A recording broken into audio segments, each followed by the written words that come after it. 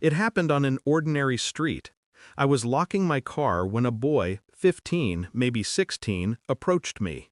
His face was sharp, his eyes uncertain. But it wasn't his features that froze me. It was the word that slipped from his mouth. Dad? My hand stopped on the door handle. My body locked. The world narrowed until only his voice echoed in my skull. He swallowed, glanced at the ground. I think, "You're my father." A cold tremor moved through me. My wife's voice, years ago, replayed in my head. He didn't survive. I'm sorry. He never took a breath. 15 years I carried that coffin in my chest. 15 years I mourned a ghost. Now the ghost stood breathing before me. I drove home with his words stabbing at me. My son, alive, not dead. When I confronted him gently, he told me pieces. A name, a figure. $57,000. That was what she sold him for. Sold. The word burned. I thought back to that night, her tears, the sterile hospital light, the way she clutched my hand and whispered apologies. I buried my grief in silence. I let her hold the narrative. She had controlled it so perfectly I never questioned, until today. That evening she set the table as if nothing had shifted. Her smile was polished, her hands steady. But I watched differently now. I studied the tremor beneath her calm. She knew. And suddenly every late night, every quiet phone call, every unexplained deposit made sense. My wife hadn't lost a child, she had sold one.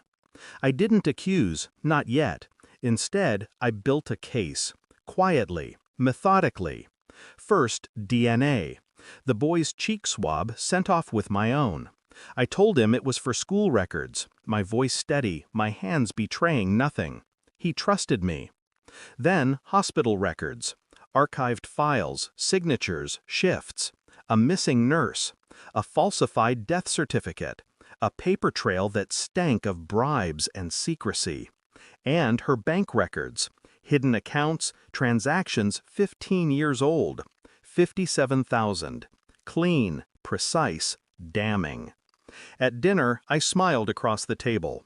She poured wine, spoke of neighbors, vacations, the future. I nodded, but inside I cataloged every lie that dripped from her tongue. I became two people, the calm husband and the man counting down the seconds to revelation. The days stretched, heavy with silence. Nights became rehearsals in my head. How I would look at her, what I would say. I let her live her lie a little longer. It made the betrayal sharper. The DNA results arrived on a gray morning. Positive. 99.9%. He was mine. I waited until evening. I set the folder on the table between us. No words, just paper. She glanced, then froze. Her fork clattered against porcelain. Her lips parted. A faint gasp. She tried to speak, but nothing came. Finally, she whispered, "You don't understand." I leaned back, calm. My voice cut through her stammer. "I understand perfectly. You didn't lose him, you sold him." The silence pressed down like a stone. Her face collapsed into tears, but I felt nothing, only clarity. I placed the second folder beside the first. Bank statements, transfers, the sum circled in red ink. Her eyes darted over the pages. She shook her head. "Please," I interrupted. "You traded blood for money. You made me bury a child who wasn't dead." Her hands trembled. She reached for me, desperate. I didn't move. I said quietly, "He knows the truth now, and soon, so will everyone else." The power shifted in that moment.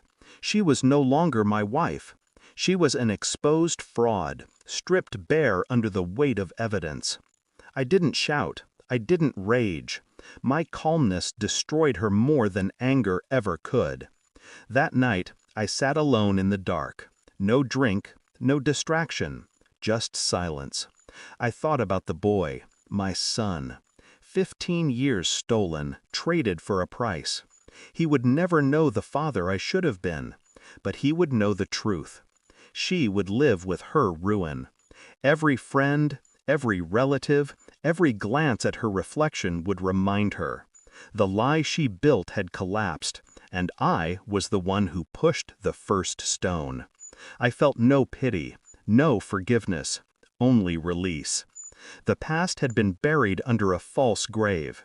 Tonight, I dug it up and left her standing in the wreckage. I had mourned a child that never died. Now she would mourn the life she thought she owned. And I, finally, would sleep. Thanks for watching. Don't forget to like, share, and comment. Subscribe now to Cheating Stories Insight World for more amazing stories.